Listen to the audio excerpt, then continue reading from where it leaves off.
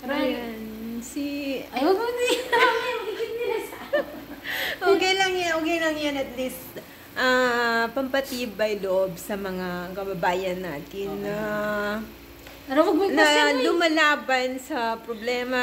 At least si Ganilyn, ano man problema sa buhay nararanasan, may anak siya sa Pilipinas na isa. Siyempre, bilang isang nanay, gusto rin niyang magampanan ng responsibilidad niya sa anak niya. Pero mahirap, malayo sila. Kaya nagsisikap siyang lumaban. Pagsikapan yun. Paglaanan ng anak niya. Ganun yun. Nagdrama kami sa video namin.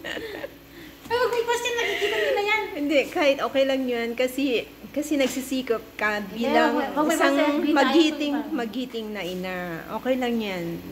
Okay lang yan. Kasi allowed mo naman na ano. Kaya sa mga single mom, okay lang yan. Pagsikapan nating mag-move on at strong sa buhay. maging matatag sa buhay. Laban lang. Laban lang. Jayo! Bye-bye.